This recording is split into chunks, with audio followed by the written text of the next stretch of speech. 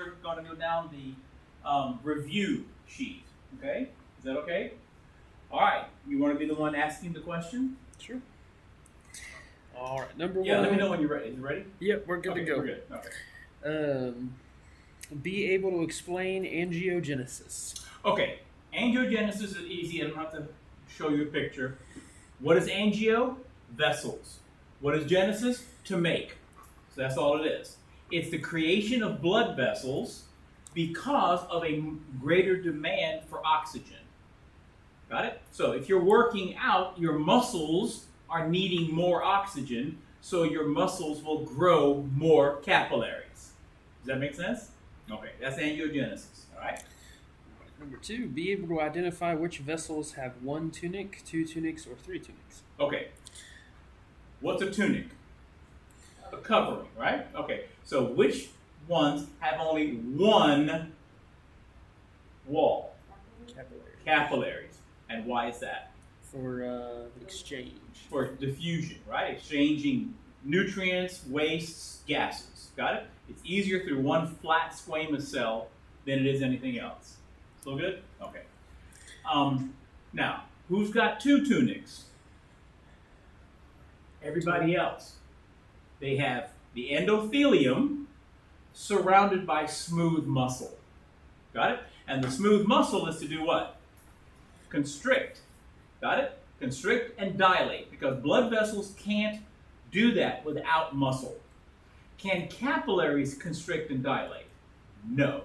That's why the only blood vessels that we count when it comes to your blood pressure changing is the ones with smooth muscle. 10-4? All right, does anybody have three tunics? No. Okay? That's a trick question. All right. Next up, be able to distinguish between continuous. That's a good one. Let's see. All right, now we can go straight to the. Okay.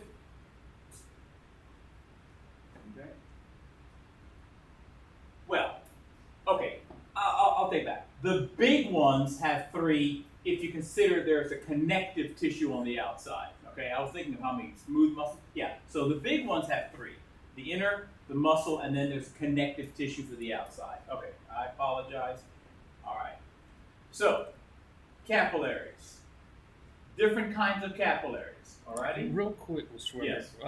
With the three layers. Yes. When you say the big ones, that would be like your aorta or your vena cava, like big. Right. So the or just big arteries? Yeah. Just arteries. Okay. Yeah. Big artery. Okay. Let's go here to the capillaries.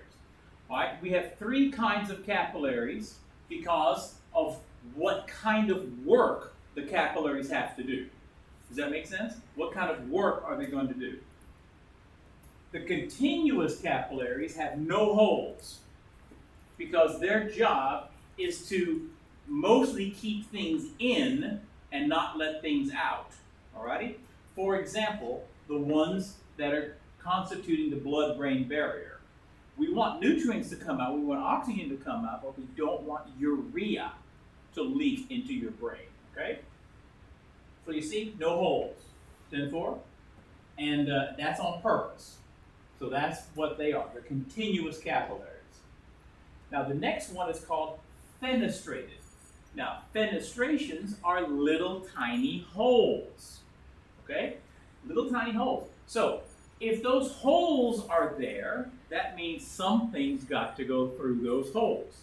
So let's take a look. Where are they? Well, they're right next door to the pituitary gland and the thyroid gland, because guess what? I want to put hormones into my blood, and they have a shape and a size. They're in my kidneys because the glomerulus, which is the part of the kidney that filters out, we've got to filter out the urea. Got it? So that's a physical shape. And the small intestines, because what are we doing in the small intestines? Absorbing nutrients would have a physical shape. Make sense? So, small. All right. The sinusoids, on the other hand, have much bigger openings. Okay? Bigger openings means bigger things have to go through it. So, that's your liver. Why? Because your liver makes a big protein called Albumin, which has to go into your blood vessels. It can't go through a small hole. That's why the kidneys have the small holes, because we don't want to filter out the albumin. We want to keep that in the blood for osmosis. All right? Spleen, well, this is where the red blood cells go to die. So I need a big hole from my blood vessels into the spleen. My lymphoid tissue, like your lymph nodes and whatnot, they need big holes because this is where the white blood cells come out of your blood and go to your lymphoid tissues to do their job, or they leave the lymphoid tissues and go into the blood to do their job. They got to go back and forth. 10-4? Okay. And of course, your red bone marrow has blood vessels with big holes because what do I make in my red bone marrow? Red blood cells. Red blood cells and white blood cells who've got to get into your vessels. Does that make sense? Okay. And there you go. See? Smaller holes, fenestrations, big holes, called sinusoids. And the reason they say sinusoids, what do we call these big holes in our bone? Sinuses. Okay? They're not little tiny holes, they're big holes. Okie dokie, what's next? Next up, be able to identify vascular shunts, how they're made and its purpose. Okay. Vascular shunts.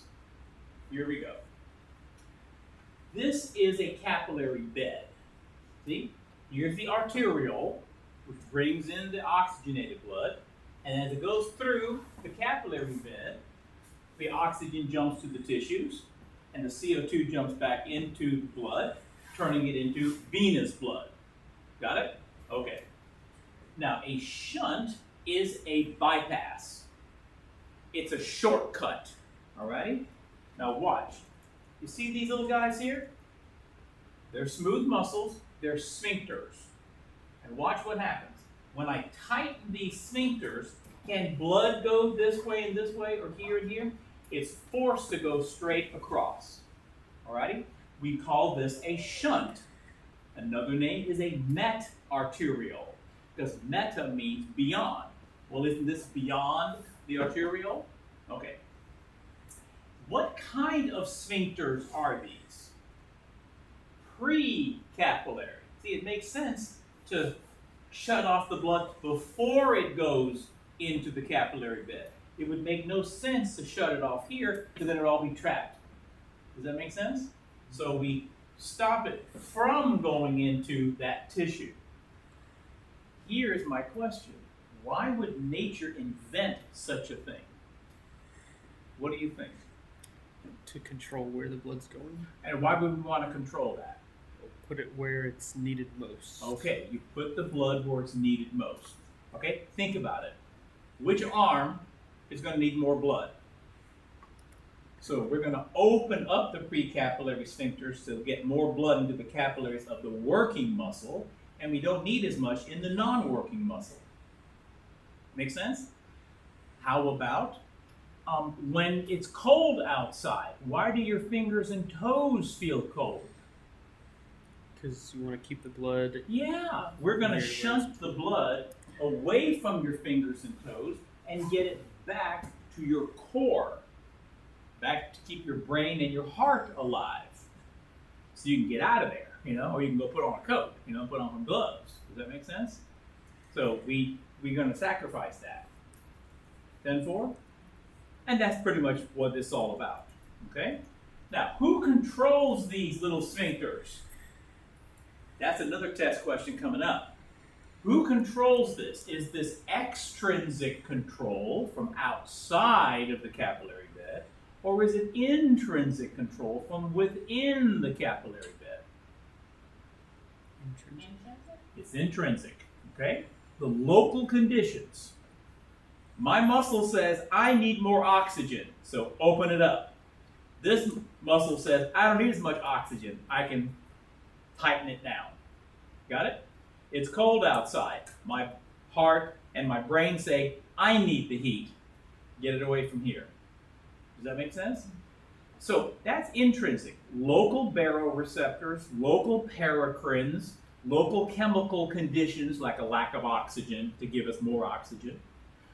What is an extrinsic What is an extrinsic control? Would it be like your sympathetic nervous system? Yes. Sympathetic and parasympathetic nervous systems, which are not started in here, they're started in your brain, your spinal cord, or hormones. Got it? Aren't there hormones that jack up everything? Yeah, epinephrine, right? Thyroxine. So, when the control is from outside of the local area, it's called extrinsic.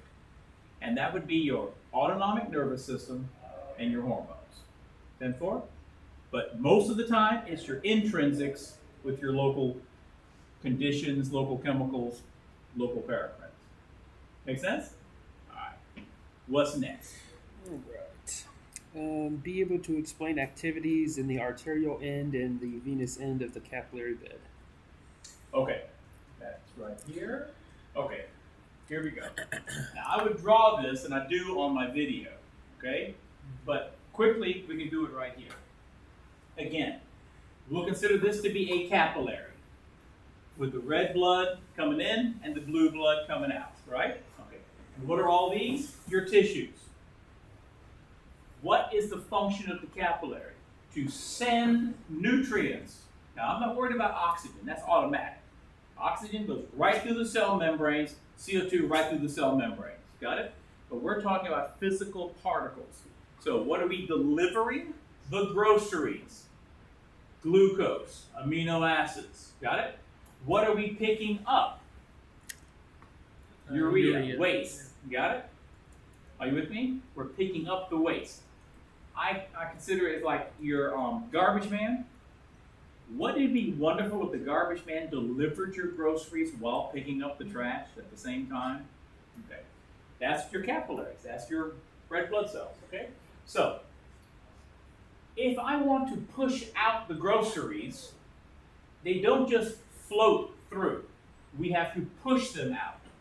And the force that is used is the hydrostatic force. The force of the pressure in the liquid blood. Thank you, Mr. Heart. Got it? The heart is the one that's pumping, and that's enough to push out the nutrients we need. Got it? Physical nutrients. Alrighty? Now, by pushing out, it's bigger than the push in.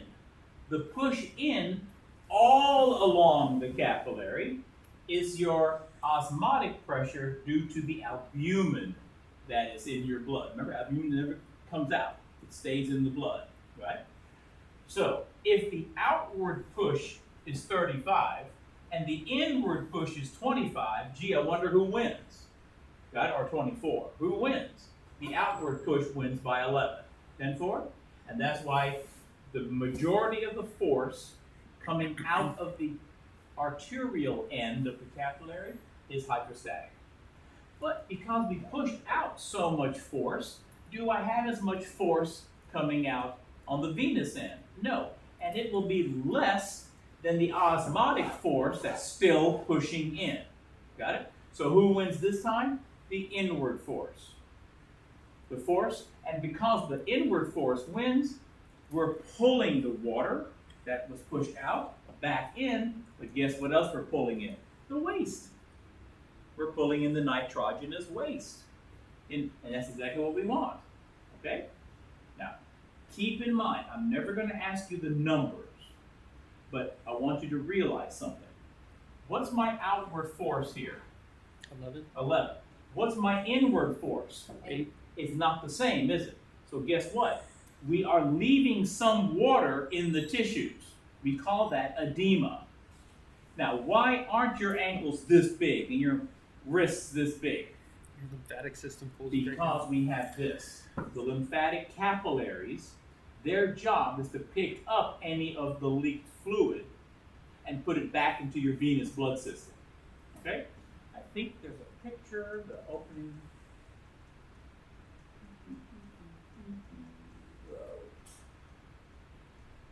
Yeah, see? As we push stuff out, the lymphatic system, which is chapter 21, it's the next chapter for next week, it sucks up that fluid, but not just the fluid, it also picks up dead tissues, and it picks up pathogens that might be in the tissues, and brings them through a series of lymph nodes where we have our B and T cells and other macrophages do their job, eating up the bad guys, killing the bad guys, and eating up any of the debris. So as we go through several lymph nodes, by the time it goes back to our vena cava, or back to our subclavian vein, it's been cleaned. Got it? So I'm going to put nice clean plasma back into the venous system. Got it? And what happens if I can't put that plasma back? I get edema. Fair enough?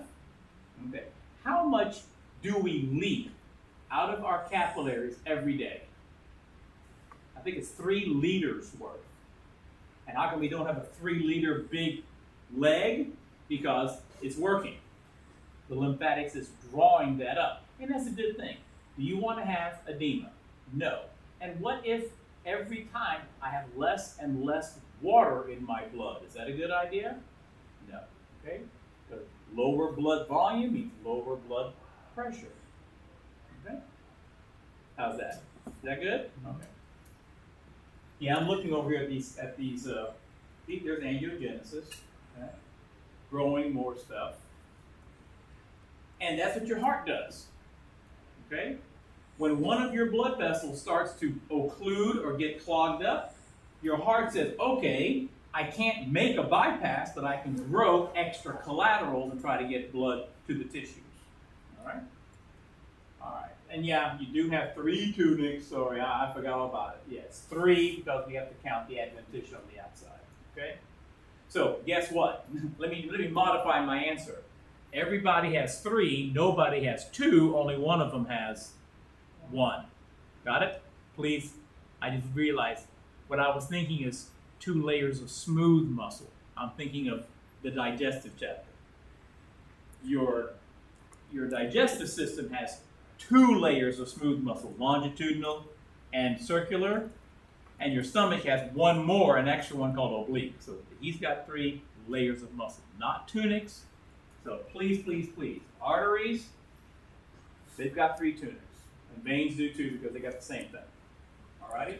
The So nobody has 2, huh? the externa layer or connective tissue. Yeah. You said in the video, I think that's just for protection, right? Yeah, that's just for protection. It doesn't do anything other than protect.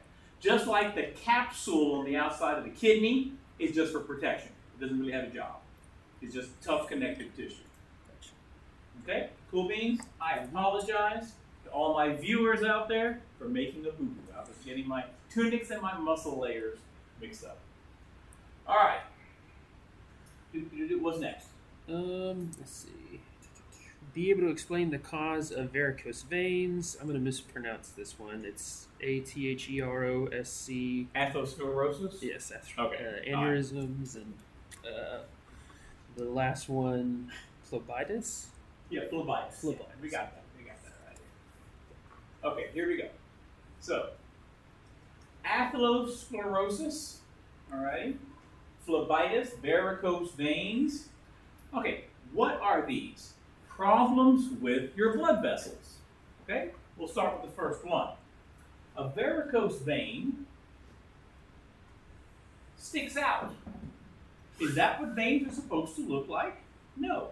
They're small enough that you can't see them sticking out of your leg. Alrighty? Well, what causes this is that the valves, we have one-way valves, just like your heart, one-way valves in your veins to make sure the blood always goes up, up, up towards your heart. Alright? What's the problem here? The valves are incompetent. Now, please be aware, in regular talk, we say, oh, you're incompetent because you're stupid. No, incompetent does not mean stupid. It means can't do the job. Got it? How could a vein be stupid? But the valves aren't working. See, for example, your valves need to close like this. Got it? So the blood can push up and open it, but when the blood wants to go backward, it closes. Now, what if you have so much blood volume because you've been eating too much salt or something, got it? And the volume is now stretching your veins out. Can this work? That's an incompetent valve because they don't touch each other anymore. And so the blood will fill up and further and further and further enlarge those veins until they stick out and you can see them. Does that make sense? And that's because the valves are incompetent. All right, now, what is phlebitis? Inflammation of a vein. Okay? And since veins are on the surface, they're much closer to the surface than your arteries, they'll even make your skin turn red with the inflammation. Okay? Now this one happens to be on the inside of the leg. That's your great saphenous vein. Okay? So, and I don't know if it was aneurysm on there? Yeah. Okay. An aneurysm is a bulge. Is that normal? That blood's supposed to go like this. Look at that big old bulge happening here. Got it? And that's because just like a balloon, it bulges out when it's full. 10-4? But it's an abnormal bulge. And that's because the wall is extra thin or weakened somehow. And what's the worst thing that can happen? If it pops. This is an artery. You can bleed to death, in minutes. This is what happened to John Ritter. He had an aneurysm in his aorta. As it was bulging, it pushed against his esophagus and he threw up, thinking he had food poisoning. But by the time they got him to the hospital, it had popped and he was internally bleeding. And that's what killed him. And now we know that's what killed his dad, who was a country singer, who everybody thought he died of a heart attack. No, he had the same thing. The weakening of the aorta is an inherited situation. His name was Tex Ritter. Okay, are you with me? Cool beans? Okay, so that's an aneurysm, and when we detect this, it's usually because, ow, I'm feeling pain. Got it? My uncle had an abdominal aorta aneurysm, and he had back pain. He kept my back is hurting. Here, you use some hot water, and massage, and it didn't help. Here, take some aspirin, some painkillers. That didn't help because that aneurysm was bulging and pushing. Got it? Pushing against structures and the nociceptors. The pain receptors are going out, out, out. Remember, why do we have pain receptors? To tell us something is wrong, fix it. Alrighty? Until he died. It popped and he bled to death on the operating table while they were looking to see what the problem was. Alrighty? How do we fix this? Well, if we can detect it early enough, you cut out the weak part. Got it? It's just a little bulge. And put the two pieces together again. 10-4? Or, I've seen also where you can add something to this. You kind of like stick in a wire that kind of goes like this and it blocks off and makes a shunt. Got it? It shunts off this but makes it strong with a stent-like cage, and then makes a shunt to make it go where it needs to go. Does that make sense? Because you can't operate on all these aneurysms. And of course, another place you don't want an aneurysm is in your brain. By the time they figure out, is it a stroke because you have a blood clot, or is it a stroke because you have hemorrhage, you might be gone. Does that make sense? Okay. Was there anything else, sir? Oh, well, atherosclerosis. Yeah. That's plaque buildup. Got it? If the plaque builds up, that's sclerosis. Got it? That's the sclerosis, like scar tissue. And what's the problem? Blood can flow if it's nice and open. Oh, a little harder. The blood has to flow around this. And now we really have a problem.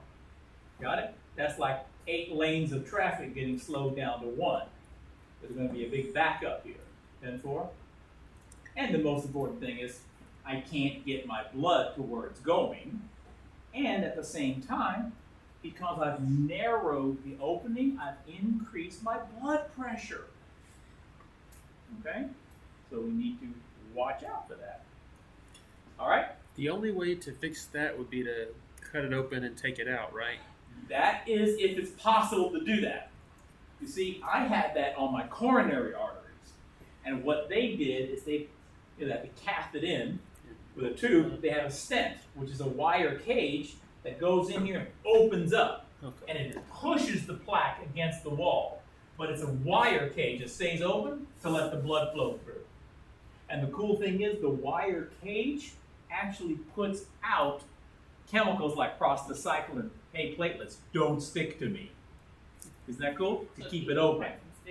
Keeps the platelets from sticking. Because obviously a wire cage inside your blood vessels is weird, it's strange. So they realized, okay, without having to keep replacing that, we've got what's called a drug-eluting stent.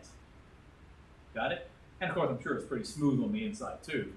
But when I had my last set of stents put in 2 years ago or 3 years ago when I had my last heart attack, I said, while you're in there, can you look and see how my other stents look, the ones that I got, gosh, almost 20 years ago? And they said, oh yeah, they're perfectly fine.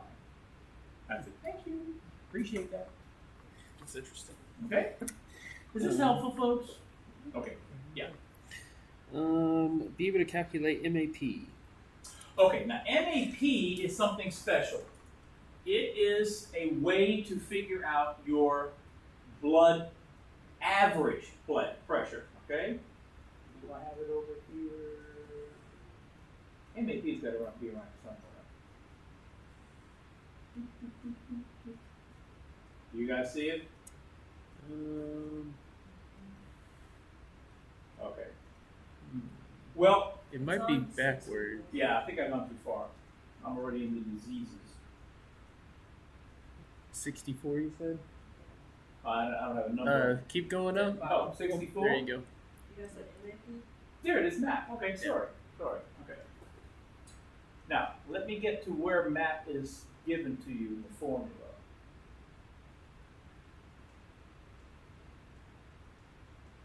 Alright, well, so much for that. How much? 40 something? 41.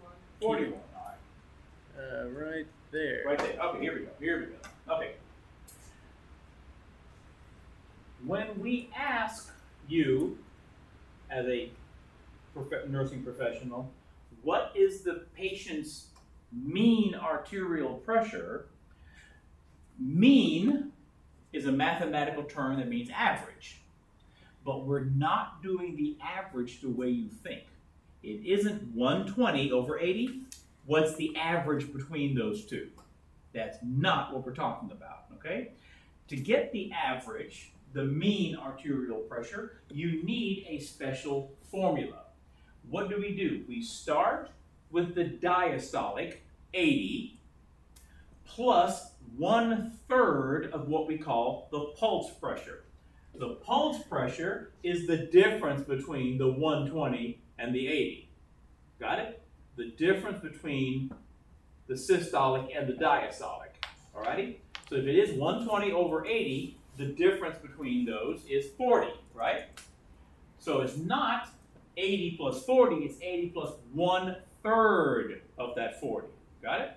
Now, on my test, I'm not going to give you a calculator. No. Just can you recognize the formula? Got it? It is not the systolic pressure, the diastolic, the pressure at the bottom, plus 1/3 of that pulse pressure, which is the difference between the two. Got it? So think about it. 120 over 80, what's halfway between 120 and 80? 100. Got it? But your MAP is 93 because it's 80 plus 1/3 of 40, which is like 13 or something. Okay? 13.333 or something like that. Got it?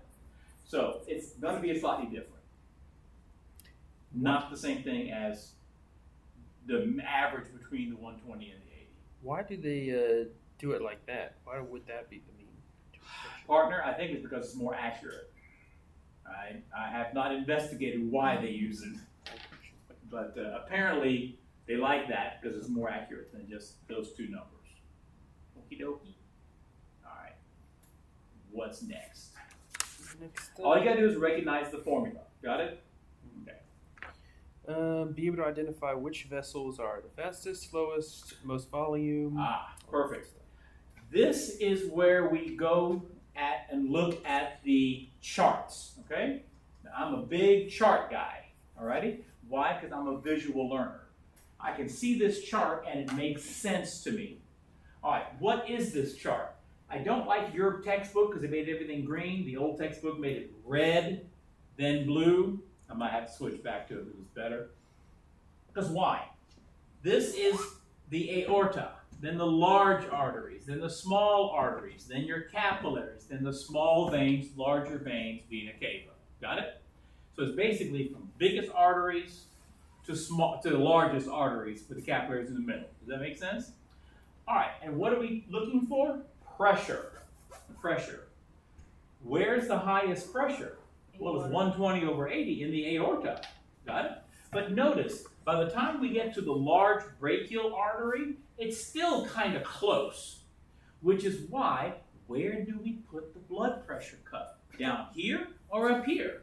As close to the aorta as possible to get the most accurate systolic pressure and diastolic pressure. Systole meaning what your heart's pushing out. Diastole is what your blood vessels are pushing back with. Okay? So, but notice steady drop. Got it? Where is the biggest drop? In the arterioles. Alrighty? Then, where is it almost zero? In the vena cava just before it gets back to the heart. Got it? Highest pressure, lowest pressure, biggest drop. Are you with me? Okay, so just keep that in mind. And because the arterioles have the biggest drop, they have the biggest influence on your blood pressure. So if we have atherosclerosis in our arterioles, that will jack up your blood pressure. Because instead of dropping, it's going to go up because we have a narrowed area. Got it? So we don't narrow the aorta. That's not as important. Okay? Think about it. Let's try this. If I had my aorta was this big, but my arteriole was this big, got it? And I'll just have some nasty green plaque. If I put just this much plaque in here, is that going to make as big a difference as that much plaque in here? No. Got it? The smaller the artery, the more profound the change is in overall blood pressure if I have something built up on the inside. And that's why these are the vessels that clog up the first. They're the ones that influence why your blood pressure keeps going higher and higher, because you're not taking care of the cholesterol in your blood, got it? Which causes that to happen. Does that make sense? Okay. All right, so that's my first chart. And here are the other charts which I salvaged from the other textbook. See, and then I red to blue. Okay. They're the same thing. Biggest arteries, smaller arteries, capillaries, small veins, biggest veins. Got it? This is a drawing. This is total area, square footage. Got it? The square centimeters is not a house. And this is velocity. Let's start over here. What do I have more of? Aorta space, vena cava space, or capillary space? Capillary. Yeah. Think about this being like your neighborhood. Okay? That's the road leading to your neighborhood. These are the roads in your neighborhood. But these are all of the driveways that come out of the street. What do we have more of? There's more driveways. Because your road's this long, but you got 20 driveways coming off of it. Does that make sense? And your house is the cell. Got it? And let's say, your car is the red blood cell and you are the nutrients dropped off at the cell when you get to your house. That's why they have this drawn here. There's a lot more capillaries than there are large arteries and large veins. Okay? But what's the next big thing is the arterioles and the venules leading into and out of the capillary bed. That's why they're here. But on my test, if I say, who has the largest square centimeter area, capillaries. Okay? Can't miss it. Now, what is this? Velocity, speed. Well, it makes sense. If it's coming out of the heart at 120 over 80 pressure, that's the biggest speed. Got it? But it might surprise you. Where is the slowest speed? The capillaries. It's almost zero. And then it speeds back up again in your veins, because I got to get the blood back to my heart.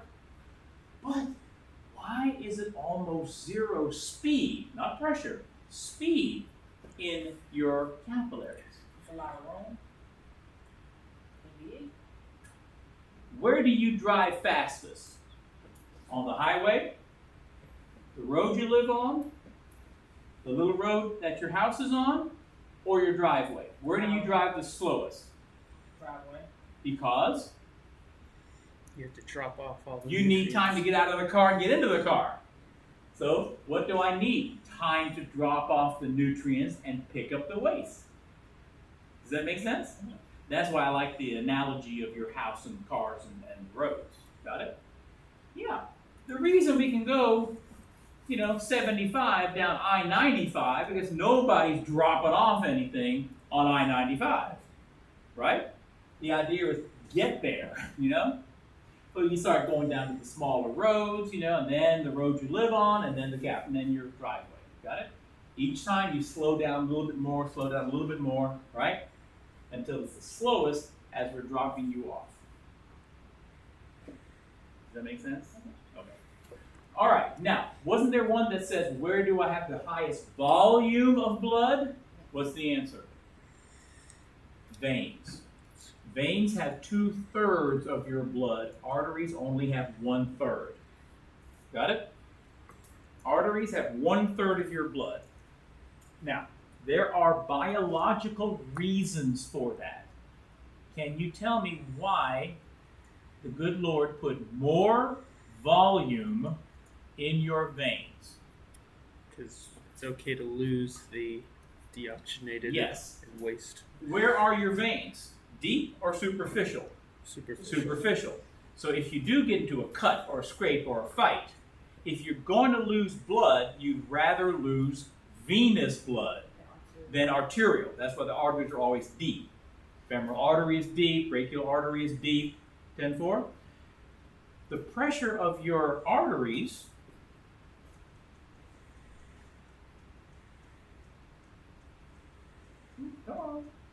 remember, it's very high.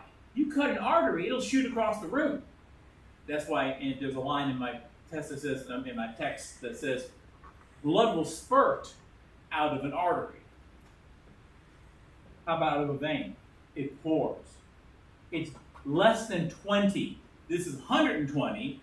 This is less than 20. Right? Because capillaries are from 40 to 20. So all your veins are 20 to 0. So it's very low pressure. So you don't lose as much, in a small amount of time. And why is another reason that we don't mind losing it? Because what's in my arterial blood? The nutrients and the oxygen we need. What's in my venous blood? Carbon dioxide and the waste we don't need. So if I do lose that, hey, not so bad. Got it? Now, the unfortunate thing is when the Greeks noticed that a soldier who had a cut and lost blood, if they stopped the bleeding, he survived. So they believed you had an unlimited supply of blood, and that's why whenever you were sick, the first thing they would do is bleed you. Got it? Believing that the disease was in your blood, well, get it out. Stick it in a bucket, and you'll be better tomorrow. Maybe not, okay? That's what killed George Washington. George Washington was very sick. He was in his 80s, okay? Living in Mount Vernon with his wife, and he came down with something, and Martha Washington says to one of the servants, go into town and get a doctor. George is not feeling well. Doctor comes in, does his examination, writes down his observations, and goes, yep, he's definitely sick. Let's do what we've always done, because they believed even what the Greeks had done back in the old days. There's something wrong inside you, so we have to get it out. Well, the first thing they do to get things out is make you throw up. Got it?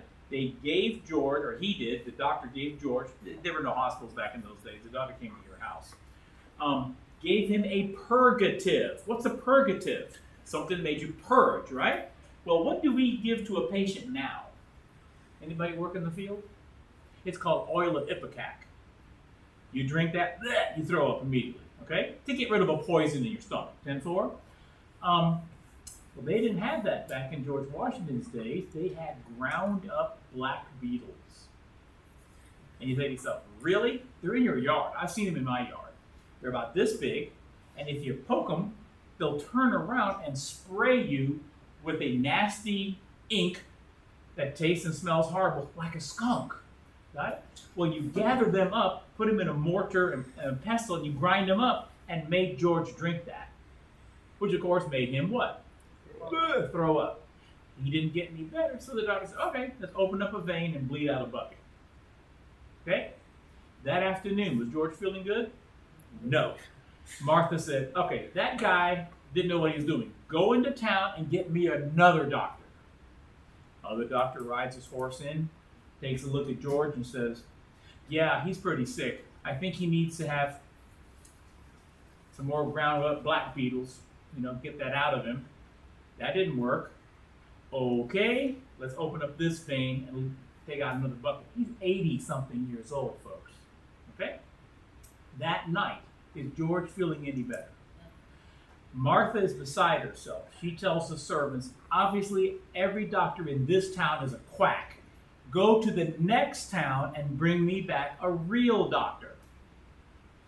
Doctor number 3 comes in, says, yeah, George, you're in pretty bad shape. Well, obviously the purgatives didn't work. Let's bleed you one more time.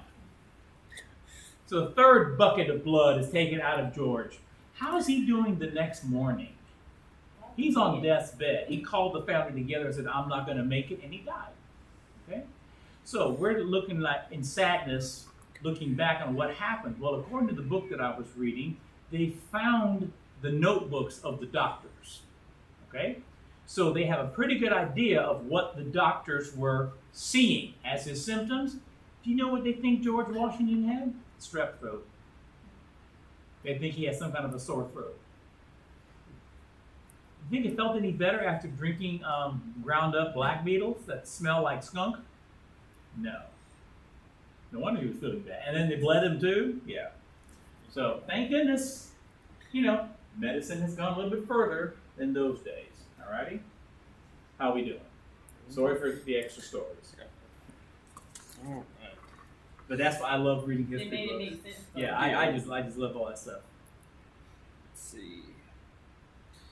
Next up, be able to understand equations from this chapter. What is direct, inverse, indirect? Okay, I like this one. All right, here we go. Let's see if we can find some formulas here. It should be written in black.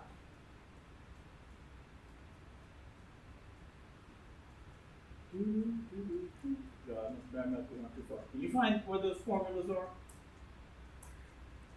CO equals, PR and stuff like that. Right here. Oh, right there. Okay. That's a good one right here. Okay. Again, you don't have to calculate anything on my test. You will be calculating in nursing school soon enough. Alrighty? Okay.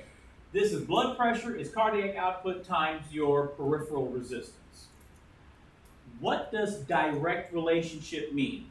If one part goes up, the other part goes up. Got it? That's all. On either side of an equal sign. How do I know that these are all direct related? Because they're all in the numerator position. They're all above an invisible line. Got it? They're all in the numerator. And let's see if it makes sense. Let's come up with some numbers. Maybe you can slide over here. Let's use some numbers. Alrighty? That good? So we have BP equals CO times PR. Okay? So give me two easy numbers multiplied together that equals another easy number? Okay. How about making it 10, and let's make this 2 times 5. Does that make sense? Okay. So, we all agree, 2 times 5 is 10, right? Well, what happens if I double this to 4? Goes up to. Does this 40. go up or down? Yeah, this goes up.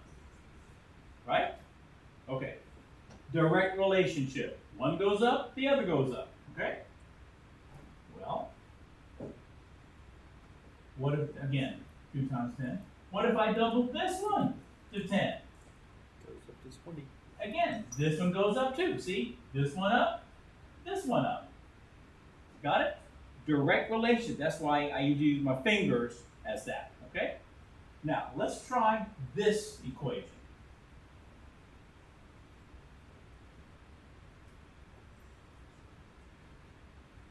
You've heard of velocity equals distance over time. Right? Ooh, do I see something in the denominator? All right, here we go. Let's make it simple. What is, I don't know, 10 divided by 2 equals 5. Does that make sense? Like I said, I want to keep the numbers simple for you to understand what's going on. What if I doubled this one? What am I going to do here? The 10. Didn't I double this one also? Yeah. Because they're both in the numerator, one up, the other one up. Got it? Okay. So, we'll go back to the original one. And what was it? 5 over 10. Or 10 over 2. 10 over 5, isn't it? Or 2. Or 10 over 2 is 5, five, right? yeah. Okay. Yeah? Okay. Now, what if I doubled this one? It's smaller. Yeah. If I made this one, let's just make it 5. What the heck? If I make that bigger to 5, is this going to go up or is this going to go down? Yeah. Got it? So, when this one is up, no, sorry. If this one goes up, then this one goes down. See how it's an inverse relationship?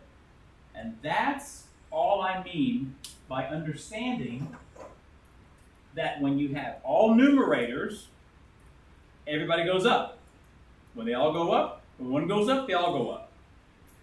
When you have a number in the denominator, when that one goes up, the other one goes down. Got it? It's an inverse relationship. So, like last night, my student said, well, what about an indirect relationship? You know, which one of these is indirect? Here's my answer. Indirect is not a mathematical equation. It has nothing to do with formulas. Got it? Let me explain to you what an indirect relationship is, okay? Now you might have to follow me with the camera, because I'm going to move around the room. All right. If I wanted to shake Jesse's hand, that's direct. Here I am. This is indirect. Hi, Jesse.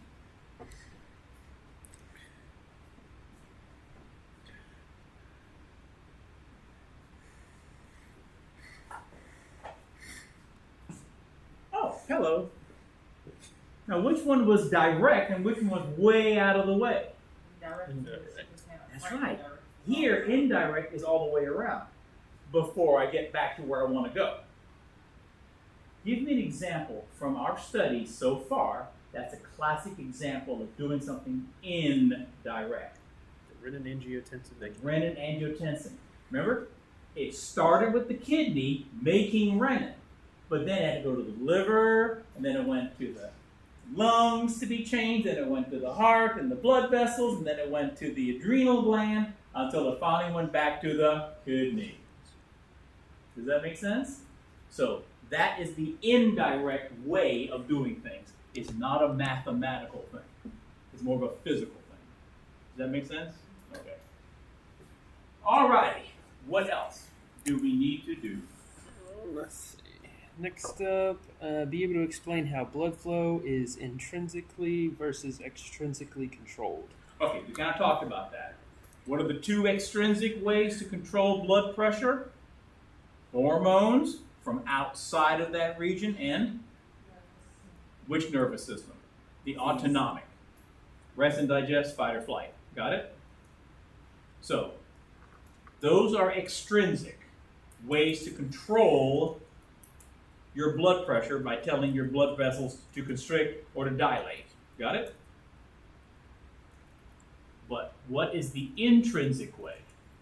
Local paracrines and local chemicals and local conditions.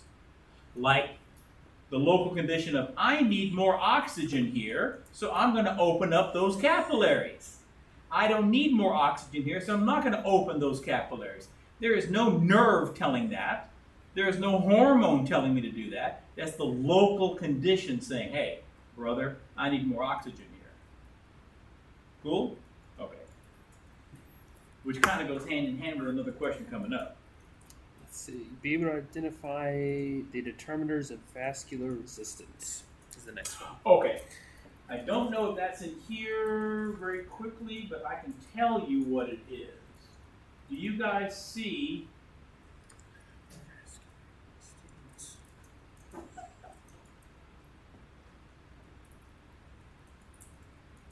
Help me out. Where is? I think I'm getting into all the problems. Show me the one that talks about the slide that talks about your viscosity. That's the first word. You see viscosity up here? 51. 51? Thank you. Where are my numbers? I thought I saw them. At the top. Oh, at the top Yeah. now. You're on 59. Yeah, 58, it's 51. Okay. Okay. What's resistance?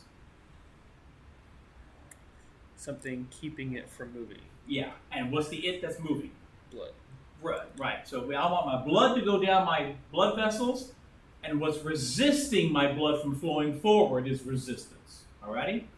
And one of the aspects is how thick your blood is. Blood viscosity. Got it? Which one is easier to move? You know, molasses or water? Water. Got it? That's why we want our hematocrit to stay around 45. Remember that from an earlier chapter? And not go up to 65 or 70 because that's too many red blood cells to be able to push around. 10-4? All right, so that's one thing. How thick is your blood? Another thing is how long are your blood vessels? Which one is easier to pour water through? A 3-foot hose or a 50-foot hose? 3-foot hose. Right? The longer it is, the harder it is to get the water all the way down. The shorter it is, the easier it is. Got it? When you have high blood pressure, the doctor will say, before he even gives you any medicine, what's the first thing the doctor will tell that patient to do? No medicine. What's he going to say? Okay, drink more water and eat less. Sodium. Right. Because salt makes the water from your cells go into your blood. Water follows salt, making your blood more voluminous, okay, a larger volume, making it again harder to push around.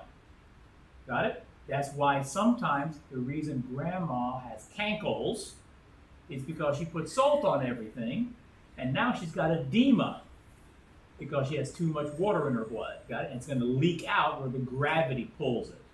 Does that make sense? Okay. So cut down on the salt or cut down on the sugar if you're diabetic, so you can help your blood volume and your blood viscosity. What's the next thing he might tell that patient to do? Lose weight. Lose weight. Do you know why? Because every pound of fat has more than a mile of capillaries. So you lose 20 pounds, you've lost 20 miles of length in your blood vessels that your heart would have been pushing the blood. Got it? And it kind of makes sense. I didn't realize it was that high. I think in reality it's like 1.2 miles, but I'll just say 1 mile, okay? I thought I was exaggerating. No, somebody Googled it and looked it up. But think about it.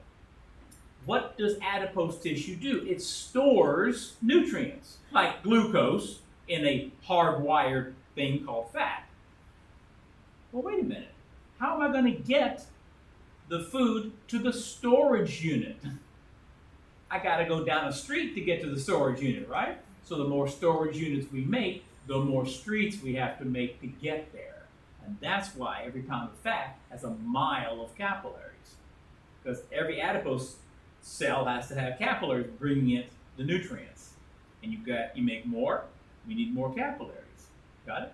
Build another set of storage units, I need another road to get there. Okay? And that's why they always say, lose weight if you have high blood pressure. 10-4. What's the third and most important aspect of your blood pressure changing? The diameter of your blood vessels. Got it? The diameter of your blood vessels. What is going to happen to the pressure if my diameter gets bigger? Goes down. What happens if my diameter gets smaller? Guess what? What kind of relationship is that? Direct or inverse? Inverse. Big size makes low pressure. Small size makes big pressure. See, that's an inverse relationship, and there's a formula for it. Okay? So, here's the real question. Of those three things, which is the only one that changes hour by hour? Your Viscosity, length, or diameter? diameter. Diameter. You change the diameter of your blood vessels standing versus sitting. Who does blood pressure on patients? Anybody? Are they supposed to stand when you take it? No. Can they cross their legs when they take it? No. You know why? It changes their blood pressure. Got it? It changes their blood pressure. So we can change our blood pressure in minutes by changing the diameter of our blood vessels. Got it? So that's why of the three things, the only one we really need to control is your blood pressure diameter. That's why we don't want to be taking meds that will affect that. Which kind of nervous system makes you constrict your blood vessels?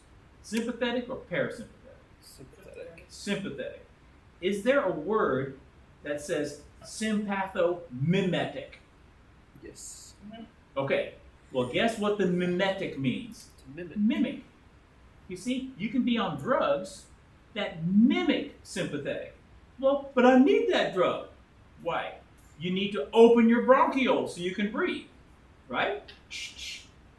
The side effect is, so don't do it too much. Are you with me? And that's because when you're in fight or flight, don't you need to breathe more? Yeah. So it tightens your blood vessels to get the blood to your arms and legs, but it opens your bronchioles. So any medicine that opens your bronchioles is sympathomimetic. And you got to be careful. You tell your patient the side effect is faster heart rate, possible higher blood pressure. Oh, I have a real bad sinus headache. Oh, I've got a real bad cold. What kind of medicine do you take? Something to open you up, to dry you out. Well, is that sympathetic or parasympathetic? Again, it's sympathetic. So, too much cold medicine. Got it? Does that make sense? So, and then there's other drugs that you want to do, and you have drugs that are the opposite of sympathetic, and that's called sympatholytic. See? Lysis means to cut it apart. So it doesn't really cut anything apart, but it's the opposite of sympathetic. Does that make sense? So, can I have drugs that are parasympathomimetic? Yeah. And parasympatholytic? Yes. Okay? And that's important when you get to nursing school. Not so much for me, other than the root words, But, yeah, one of the questions that they had, your patient has been prescribed a parasympathetic drug, a sympathomimetic drug. What should you warn them of? High blood pressure or low blood pressure? High blood. Yeah, got it? Because it mimics sympathetic. Now, does that mean it's going to make everybody? No. It's just that in general, that's the thing. And one of the reasons you have more than one kind of medicine to give to your patient is because the original one might have that side effect. So they've made a new formula that may not have that side effect. So if I give that to you and you go, hey doc, I get blah, blah, blah as a side effect. Okay, let me switch you to this brand. Let me switch you to this version. Got it? You may not have that much side effect. Does that make sense? So, I forgot what they call the original, but there's a name for it. And then all the others are versions of it. Okay? And that's why you have so many different kinds of meds to take. Cool beans? All right. We kind of covered a lot of the other ones, but I love it, don't you? yeah, be able to identify specific chemicals that lower blood pressure and Right. that raise blood And pressure. I know we have that in here. There's a list. Here we go. Ready? These chemicals will increase your blood pressure. Why? Because they're going to do what to your blood vessels? Constrict them. Got it? Okay. And who is it? Epi and norepi, which of course are your catecholamines, your adrenaline, right? Fight or flight, basically. All right? Antidiuretic hormone is a vasopressor.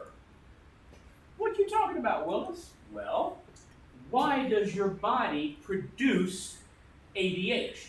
When you have too much blood volume or too little blood volume? Too little. Too little. Because what does ADH do? Hold your water. If you already have too much water, why would you hold more? You got low pressure. You've got low blood water. Okay? So you tell your kidneys, hey man, don't pee so much. Let me hold this. Okay? Well, the only reason you want to hold more water is to bring up your blood pressure. So as a side effect, this also constricts your blood vessels to help bring up your blood pressure. That's why the other name for this is vasopressor.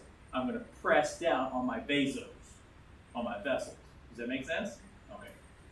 And then, of course, our good buddy angiotensin, the one that's been converted, angiotensin 2. And how do I know this? Because the name tells me I'm going to tense my angios. Well, didn't we talk about angiogenesis, building blood vessels? Yeah. So I'm tensing my blood vessels. Does that make sense? All right. And then, of course, the endothelium, the blood vessels themselves, put out endothelin. It's a type of blood growth factor, but it's also a vasoconstrictor. When do we release these? After your blood vessel was damaged, remember? Do I want to constrict and not lose any more blood? Yeah. So these are the 4, can you pick them out of a lineup, of things that increase your blood pressure. All right? So look at the very next one. 4 things that decrease your blood pressure. Decrease them by doing what? Opening up those blood vessels. Okay? A and P. See? Atrial natriuretic peptide says, I got too much salt, let's pee it out. Well, who follows salt? Water. So if I'm losing water from my blood, do I want to bring up my blood pressure or down? I want to bring it down by getting rid of the water. Well, at the same time, it has a side effect of causing a little bit of constriction. All right? A little bit of dilation, not constriction, dilation. Nitric oxide is a potent dilator. You'll see me say on my test, Viva Viagra, because that's what Viagra does. Viagra makes you release nitric oxide in that certain male area so that what blood vessels open up? The ones down there open up, fill with blood, and that's called an erection. Okay? Inflammatory chemicals like your histamines and stuff that are released, remember, what are the 4 signs of inflammation? Redness. Redness, Pain. heat, and who? Swelling. Swelling. Why? Because we're opening up the blood vessels. Of course, right here, but we're opening up those blood vessels. That's why you get the redness. There's more red blood over here. So You get the that's why- swelling because you're leaking, huh? That's why alginus is called antihistamine. Yeah. Okay. It's against the histamine. Because the histamine is what's giving you whatever breakout or causing you to sneeze and have watery eyes and whatnot. So the antihistamine says, hey, mast cells, keep that histamine to yourself. Does that make sense? Okay. All right. And last but not least is our good buddy alcohol. Alrighty? What's alcohol's contribution? He's going to cause you to have low blood pressure by making you stop the don't pee hormone. So what are you going to do? Pee. And the more you pee, the more blood volume you lose. Because what are you peeing? Alcohol? No, you're peeing pure water. You're flushing the water out of your body, which means your blood vessels have less and less water, therefore less and less volume and less pressure. So you actually, are way down in your blood pressure with alcohol. Cool beanies? So there you go. Once again, if I gave you 5 things and 4 of them were this and 1 was the other one, got it? Can you pick out which one is what? And that's how it's going to be on the test. What else, my friends? Next up, you talked about this one already, but be able to identify specific vasoconstrictors and vasodilators. Well, that's pretty much there. Skip that one. Be able to distinguish between direct and indirect ways to control blood pressure. Okay, I think I actually have that written in here. Okay, here. You mean like this? Okay. Now, what is a direct way that your kidneys change your blood pressure? By making you pee more. Or not pee as much. Got it? Hold your water or release your water. That's direct, because that's what a kidney does. What's the indirect way? Do that whole renin-angiotensin mechanism. Get everybody involved. You got it? Does that make sense? Now, how does angiotensin directly affect your blood pressure? It tenses your angios. It directly does that. How does it indirectly do it? It influences aldosterone to be released. It influences ADH to be released, and then they work on the kidneys. Got it? So that's the difference between direct and indirect. Is the thing we're talking about doing it, or is it causing something else to be done that will eventually do what you want? Does that make sense? Yeah, and just to kind of clarify on that. Go ahead. So if you ask a question on the test saying, like, which would be the direct way that your kidney operates, it would just be to make you urinate more. More or less. Because depending on what it is.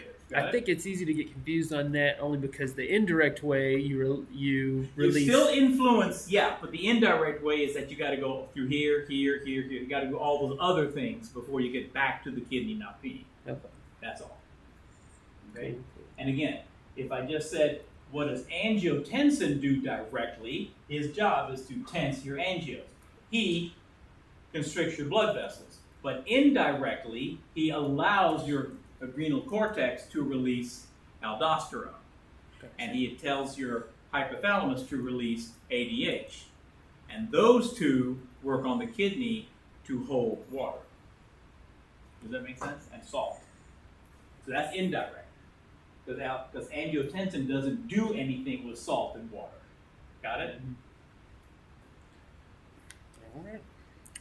Next up, be able to distinguish between different types of shock. Okay, that's a good one. All right. Show me where all the shock is, y'all. Okay, here we go. All right, shock.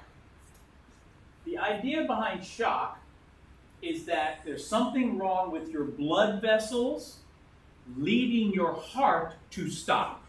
Got it? That's the shock part. It has nothing to do with sticking your finger in a light socket. It's not electrical shock. All right. So circulatory shock is anything that makes it inefficient to get the blood to the body parts that need it. Okay? So if it's cardiogenic, what's Genesis? To create. Created by who? The heart. So the heart has a problem getting the blood to the blood vessels. 10-4, I can't pump. I've got left-sided heart failure or right-sided heart failure or cardiomyopathy. Got it? Okay. Or a heart attack where my heart isn't working. All right? but I could also have low venous return. In other words, if I can't get enough blood into my heart, then my heart can't pump out enough blood out, because your heart is a very simple pump. What goes in equals what goes out. Whose law says that? The Frank Sterling. The Frank Sterling law. Got it? You can't outdo it. That's why it's called a law. It's always the same. If you think about it, like that little picture of the little heart, he was pouring blood inside and then taking blood out. Yeah, you pour 2 gallons into a container, you cannot pour out 3 gallons. Got it? What goes in is what goes out. 10-4. So this one is created by your heart, that problem, and this is created by your vessels. All right. Now, we also have conversions of what's happening with your vessels. Yes. Quick question on the last one, Yes. the low venous return. Would that be like, let's say, your blood, the thickness of your blood is too thick, so it can't return as quickly? That could be one of them. Okay. Yeah. I'm just Okay. Now, the most common one is low volume. Period. How come? Trauma. Burns. When you burn yourself, your skin is gone. When there's no skin, there's nothing keeping the water in your cells. When the water leaves your cells, your blood says, here, you can have my water, which brings down the blood volume, which is exactly what it's talking about, low volume. And if you're not drinking enough water, again, you're dehydrated, low blood volume. Cool beans? Okay, now you could have an obstruction. You could have an aneurysm. You could have something blocking the flow of blood. And again, that would cause less blood to make it to your heart. Venous pooling, all righty? It's because your weakened heart system, I'm pumping the blood, but I can't get it back up, and it pools, all righty? You end up having this. Got it? The reason he passed out is the blood came out of his brain because it was mostly in his legs. Got it? It pooled down here, draining it from his brain, and he lost consciousness. Alrighty?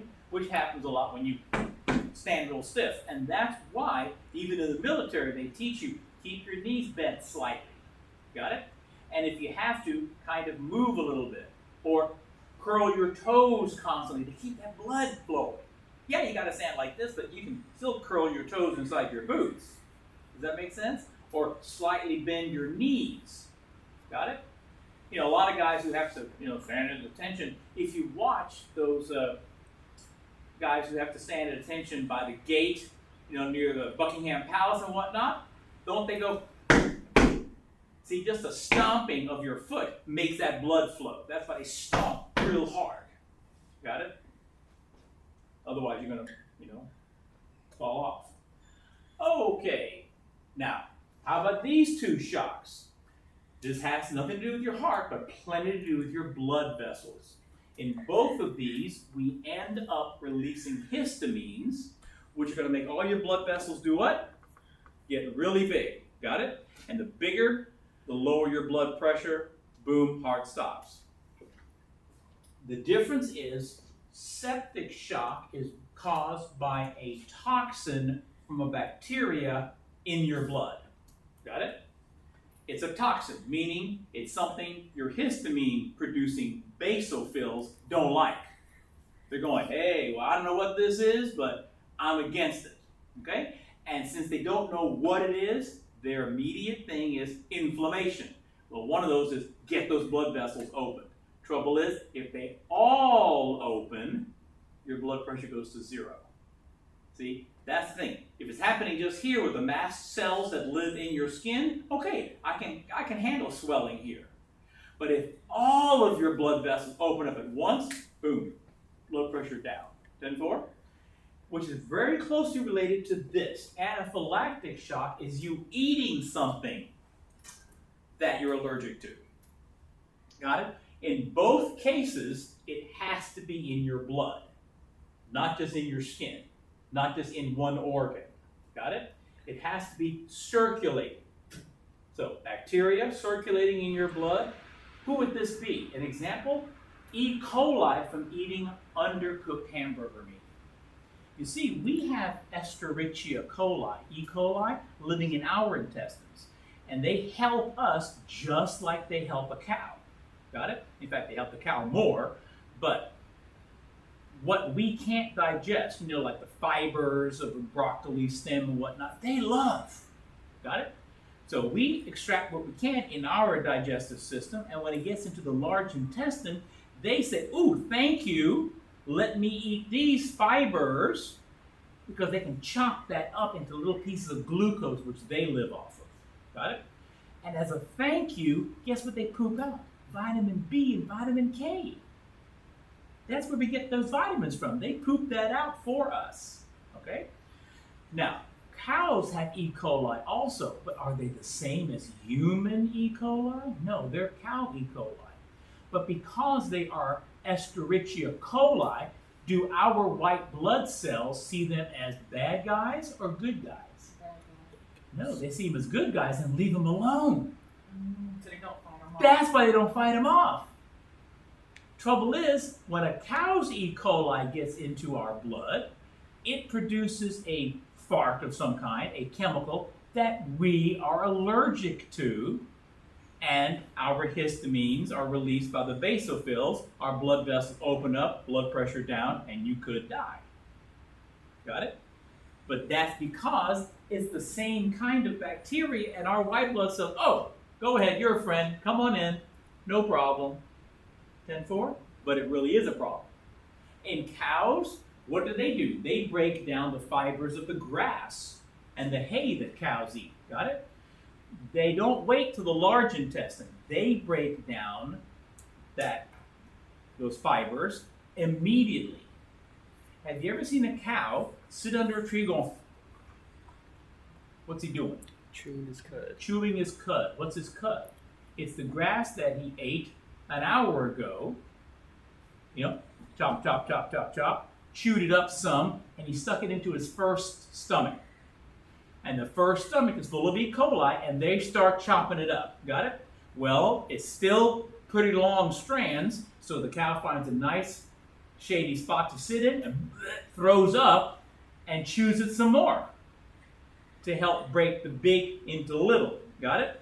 Then he swallows that again and puts it into his second stomach, where more E. coli are breaking stuff down. Okay, need a little more help? Throws it back up and chews it some more. Puts it into his third stomach. Throws it up again, eats some more, and puts it into his fourth stomach, where eventually it goes into his intestines where he can absorb the glucose. In the meantime, the E. coli have broken it down, and they've extracted some glucose for themselves. But they've mostly broken it down for the cow to be able to extract the glucose it needs from the food it eats. Because the cow by itself cannot break down lignin, which is the tough cellulose of grass and hay. 10-4? Guess what? Ever heard of termites? What do they eat? Wood. They can't break down the lignin in the wood. It's too tough. So guess what they have inside them? Little bacteria. No, I know. Single-celled organisms, protozoans. Not bacteria, protozoans. Living in their gut that do what? Chop up that big cellulose and that lignin into glucose to keep those termites alive. And they feed themselves that way too. We call this a symbiotic relationship. Both organisms get a benefit. Do the E. coli have to go out and look for food? No, the cow brings it to them. Got it? They got a place to live, place to eat, place to grow, and the cows get the benefit of, hey, you're chopping that stuff up for me so I can live. 10-4? Okay. And they found in studies, I read this somewhere, that every species of termite has its own specific type of single-celled organism that helps do that job. Okay? Breaking down the tough lignin and cellulose. Okay? But again, we increase the permeability. We make it bigger. We leak and we make our blood vessels too big. Our blood pressure goes down to 0 and less in, less out, heart stops. Got it? Which is why what do we give somebody to help them? An anti- EpiPen, epinephrine, which makes your blood vessels tighten up and your heart jump start in case it stops. 10-4. Do I want to EpiPen myself all day long? No, it's like the rescue inhaler with epinephrine in it. It's for emergencies. Got it? Okay. All right, now what is this? Compensated shock. Well, if you faint and you fall to a horizontal position, guess what? The blood will flow back into your head. Okay? Which is why when you fall, you usually fall to the ground. Got it? And are straight. Or if somebody is fainting, they'll say, elevate their legs. yeah, to get the blood flowing back into your head. Okay? And decompensated, yeah, you got shocked, but it ain't helping. What you're doing isn't helping. Okay? If it gets worse, damage. Okay? To the brain from the lack of oxygen. Okay? Cool beans? So don't make it any harder than that. Alright. Blood flow through the brain, what we need to know about that is it's again controlled intrinsically. We don't want to send too much blood because we got no place to put it. We don't want to send too little blood because we want to keep our brain alive. So we are very good. If your blood pressure is high, we make sure that we compensate to not blow all the vessels in your brain. If your blood pressure is low, again, we want to compensate in the brain to make sure that we don't have too little. Got it? So we'll either scrunch down or open up the blood vessels to help equalize that pressure. Yes, your brain is the most important part of your body, and we spend as much time as we can keeping that working. That's why even if you are dying of starvation, when you're dying of starvation, what's the first macromolecule you use up? Remember, the 4 things you are what you eat. We use up all the carbohydrates in our body. Gone. Maybe 1 or 2 days. When they're gone, what's the next thing we start breaking down?